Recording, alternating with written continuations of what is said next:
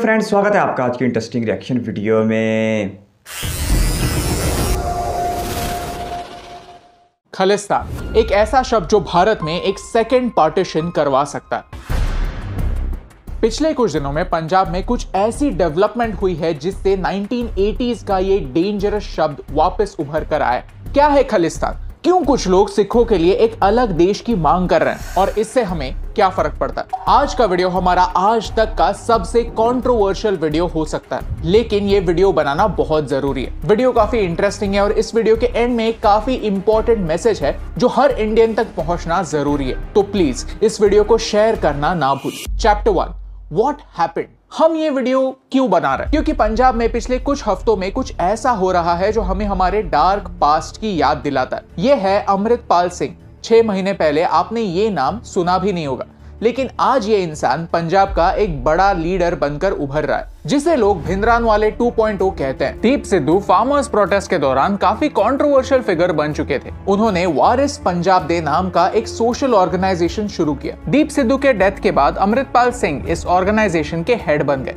अमृतपाल सिंह खुद को एक प्रो खालिस्तान लीडर कहते हैं। हुआ ये कि उनके एक सपोर्टर लवप्रीत सिंह एके तूफान को पंजाब पुलिस ने किडनैपिंग के केस में अरेस्ट किया था। इस अरेस्ट के अगेंस्ट उनके सैकड़ों सपोर्टर्स अंजाला पुलिस स्टेशन घुस गए और वो भी तलवारों के साथ। अमृतपाल सिंह ने पुलिस को ही एक अल्टीमेटम दिया और सिचुएशन को कंट्रोल करने के लिए पुलिस ने उनके साथ नेगोशिएट किया और ये अश्योरेंस दिया कि लवप्रीत सिंह को रिलीज कर देंगे। अमृतपाल सिंह ने ओपनली कह दिया है कि हमारे होम मिनिस्टर्स का भी वही अंजाम होगा जो हमारी प्राइम मिनिस्टर इंदिरा गांधी जी का हुआ था। ये एक काफी डेंजरस सिचुएशन है और ये हमें पंजाब के डार्क पास्ट की याद दिलाता है। चैप्टर 2, खालिस्तान मूवमेंट का जन्म। कई लोग सोचते हैं कि खालिस्तान मूवमेंट की शुरुआत 1980s में हुई, लेकिन सच तो यह है कि इसके बीज ब्रिटिशों ने बोए थे। डिवाइड एंड रूल पॉलिसी का इस्तेमाल उन्होंने सिर्फ हिंदू मुस्लिम में दरारें डालने के लिए ही नहीं, लेकिन सिख लोगों को हिंदुओं से दूर करने के लिए भी किया। 1857 में ब्रिटिश आर्मी के सोल्जर्स ने साथ मिलकर अपने डिफरेंसेस भुलाकर एज इंडियंस ब्रिटिशों को ऑलमोस्ट इंडिया से बाहर फेंक दिया था। फिर ब्रिटिश ये जान गए थे कि भारत के लोगों को कास्ट और रिलीजन के बेसिस पर अलग रखना जरूरी है। पहले जो भारतीय लोग खुद को सिर्फ इंडियन इस एक आइडेंटिटी से जानते थे, उन्हें डिवाइड किया गया भाषा के बेसिस पर, रिलीजन के बेसिस पर, ताकि वो साथ आकर एक कॉज के लिए ना लड़ पाए। 1914 तक ब्रिटिश आर्मी के 75% लोग सिर्फ 3 एरिया से आते थे,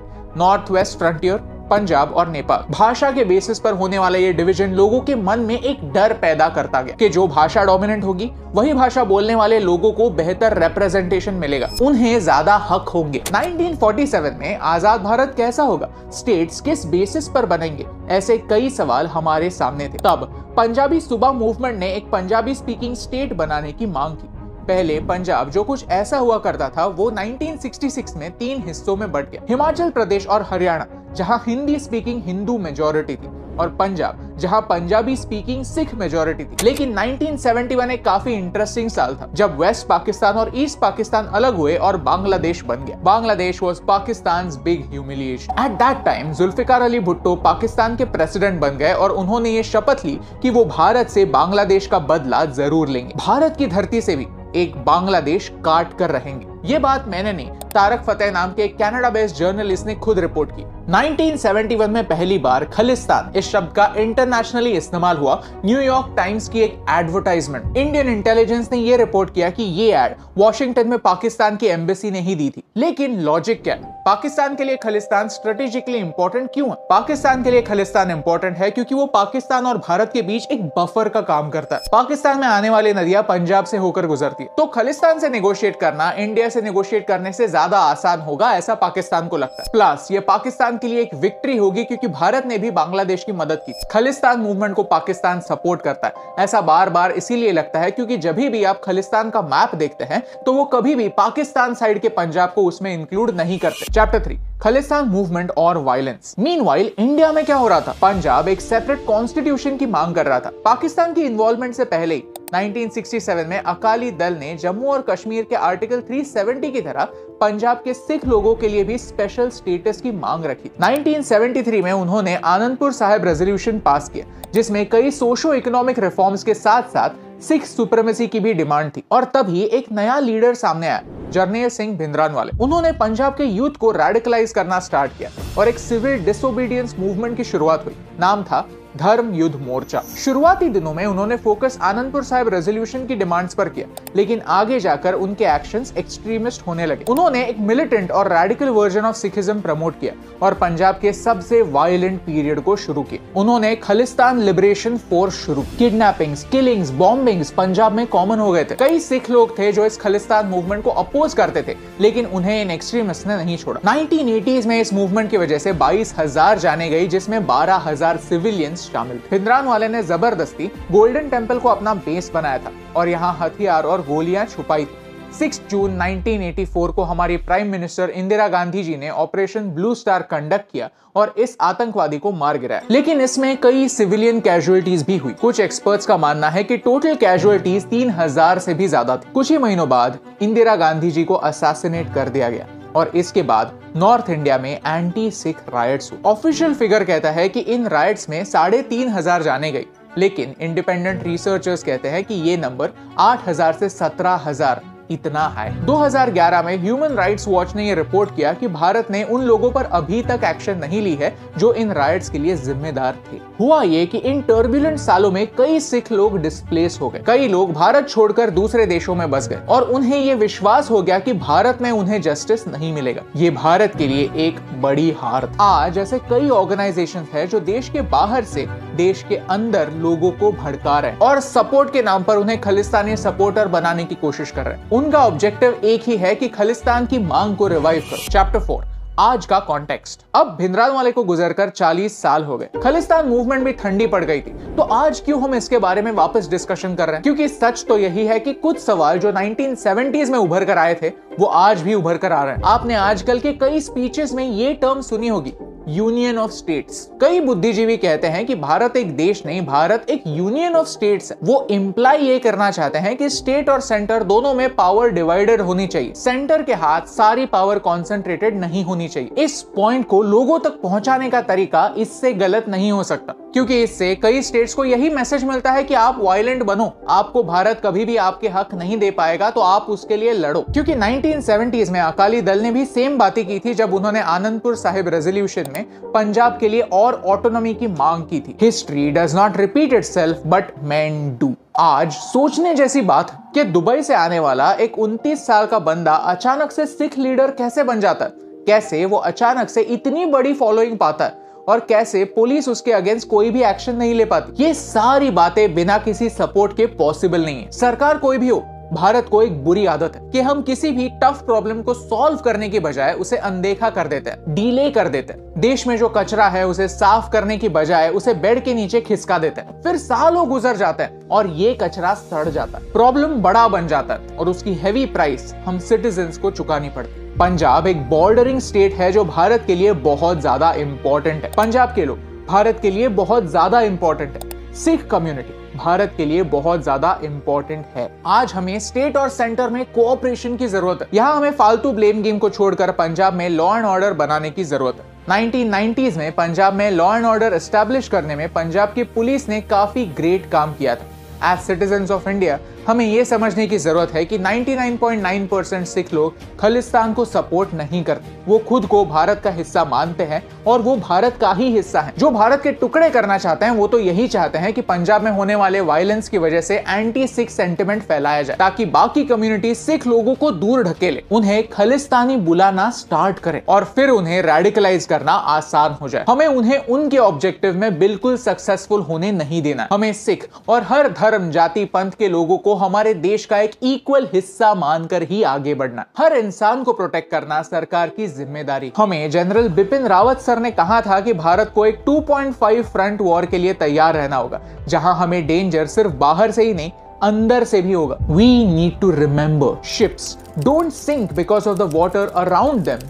Ships sink because of the water that gets into them. Khalistani तहरीक अपने आप में एक हकीकत है और सिर्फ पाकिस्तान मीडिया ही नहीं, इंटरनेशनल मीडिया इसको कई एक बार कवर कर चुका है। जब ऑस्ट्रेलिया से लेकर कनाडा तक खालिस्तान के लिए या आज़ाद पंजाब के लिए रेफरेंडम करवाए गए हैं, जिसमें हज़ारों की तादाद में बैरून मुल्क सिखों ने हिस्सा लिया है। और इस बात में भी कोई शक नहीं कि 1984 में जब ऑपरेशन ब्लू स्टार किया गया तो उसके बाद से सिखों के अंदर भारत मुखालफ जज्बात अच्छे खासे भड़क कर सामने आए थे, क्योंकि उनके मुकद्दस तरीन मकाम का तकद्दुस पामाल किया गया था। जून 1984 में ऑपरेशन ब्लू स्टार किया गया और 30 अक्टूबर 1984 को ही इंदिरा गांधी के अपने दो सिख मुहावजों सतवंत सिंह और बंत सिंह के द्वारा उनको कत्ल कर दिया गया था, जिसके बाद से एक सिविल वार की सूरत हाल पैदा हो गई थी पूरे पंजाब में, क्योंकि इंडिया की गवर्नमेंट का मौक़िफ़ था कि गोल्डन टेम्पल को पाकिस्तान नवाज बागियों का घर बना दिया गया है। इसकी वजह से वहाँ पर ऑपरेशन करना नागुज़ीर हो गया था, लेकिन इसके ऐसे नताइज निकले हैं जिसने आने वाले वक्तों में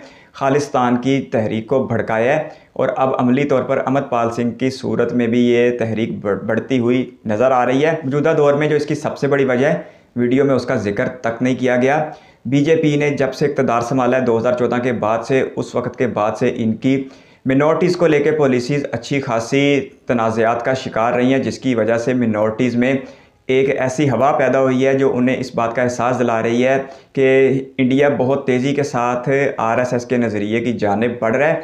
इसकी एक मिसाल मैं इलेक्शन से ही देना चाहूँगा। एक ऐसी सियासी जमात जो आधे से ज़्यादा भारत पर हुकूमत कर रही है, यानी कि उत्तर प्रदेश पर, मध्य प्रदेश पर, गुजरात पर और अब महाराष्ट्र पर, इसके साथ साथ कर्नाटक, आसाम और भी कई एक रियासतों पर जिसकी हुकूमत है, यानी बीजेपी। जब वही बीजेपी पंजाब में इलेक्शन लड़ती है तो 117 जनरल नशिस्तों में से सिर्फ 2 सीटें हासिल कर पाती है, जो इस बात का सबूत है कि बीजेपी का सारा वोटर हिंदू है और इस हिंदू वोटर की वजह से मिनॉरिटी में एक अदम तहफ़्फ़ुज़ का एहसास पैदा हो रहा है। इसकी दूसरी मिसाल भारत की सबसे बड़ी रियासत यूपी में देखने को मिलती है, जहां पर बीजेपी ने दूसरी बार हुकूमत बनाई है और बीजेपी ने सादा मेजॉरिटी भी हासिल की है और इन सारे बीजेपी के अरकान में एक भी मुसलमान रुकन नहीं था। हालांकि यूपी में तकरीबन 20% के करीब आबादी मुसलमानों की है, 4.5 करोड़ के आसपास। यानी बीजेपी ने भारत की सबसे बड़ी रियासत उत्तर प्रदेश में किसी भी एक मुसलमान सियासतदान को इस काबिल नहीं समझा जो उनको जितवा सकें, और जो इनके मद्दे मुकाबल पार्टी थी उसने 111 सीटों पे जो कामयाबी हासिल की, उसमें एक बड़ी तादाद मुसलमान रहनुमाओं की भी शामिल है। तो ये एक सियासत बहुत बड़ा फैक्टर है जिसके ऊपर बात नहीं की गई। और पिछले दिनों राहुल गांधी ने लंदन में बैठ के भी कहा है कि इंडिया बहुत तेज़ी के साथ वन पार्टी रूल की तरफ बढ़ रहा है। अगर आप इस चैनल पर पुराने हैं तो आप ये जानते होंगे कि मैं पिछले कुछ अरसे से कह रहा हूँ कि इंडिया में जिस तेज़ी के साथ बीजेपी इक़्तिदार के ऊपर कब्ज़ा कर रही है, इदारों के ऊपर कब्ज़ा कर रही है और अपने असर रसूख को बढ़ा रही है, तो इंडिया बहुत तेज़ी के साथ वन पार्टी रूल की तरफ जा रहा है। और इस बात की तस्दीक अब इंडियन नेशनल कांग्रेस के एक लीडर राहुल गांधी ने भी कर दी है। तो असल वजह तो सियासत है, जिसकी तरफ वीडियो में जिक्र तक नहीं किया गया। जब 1947 में तकसीम हिंद हो रही थी तो उस वक़्त कायद आज़म की तरफ से सिखों के लीडर मास्टर तारा सिंह को और बलदेव सिंह को, जो आगे चल के इंडिया के पहले डिफेंस मिनिस्टर भी बने, उनको कुछ यकीन दहानियाँ करवाई गई थी और कायद आज़म ने कहा था कि अगर पंजाब तकसीम ना हो और आप सारे का सारा पाकिस्तान के साथ आ जाते हैं तो आपको ख़ुद मुख्तार इलाका दे दिया जाएगा और आपके अक्सरियती इलाके पर किसी किस्म का कोई भी इस्लामी कानून नाफिज नहीं होगा और आपको फ़ौज में पूरी नुमाइंदगी मिलेगी, आला ओहदों पर आपको पूरी नुमाइंदगी मिलेगी। लेकिन उस वक्त मास्टर तारा सिंह ने और बलदेव सिंह ने पाकिस्तान के ऊपर हिंदुस्तान को तरजीह दी और अब गुजरे हुए 75 सालों को देख के ऐसा लगता है कि बलदेव सिंह और मास्टर तारा सिंह इससे बेहतर फैसला कर सकते थे। अब अगर फिर से खालिस्तानी तहरीक की बात की जाए तो इसमें कोई शक नहीं कि पंजाब की अक्सरियती आबादी हिंदुस्तान के साथ रहना चाहती है, लेकिन फिर भी जो खालिस्तान का नारा मारते हैं उनकी तादाद भी अच्छी खासी बढ़ रही है।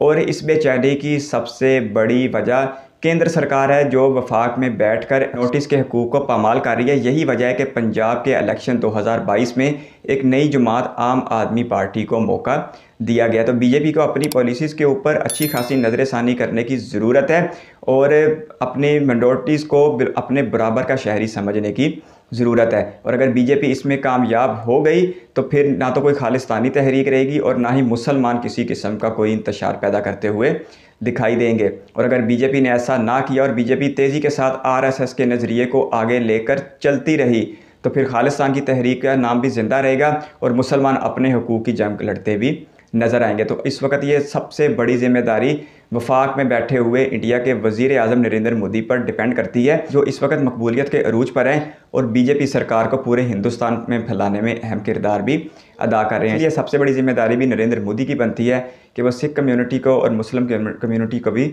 साथ में लेकर चलें ताकि हिंदुस्तान को यूनाइटेड रखा जा सके। आपके कीमती राय का शुक्रिया। अगर आप भी किसी वीडियो पर रह सकते हैं तो कीमती राय कमेंट बॉक्स में ज़रूर दीजिएगा। इस वीडियो को कीमती समय देने के लिए बहुत सारा धन्यवाद।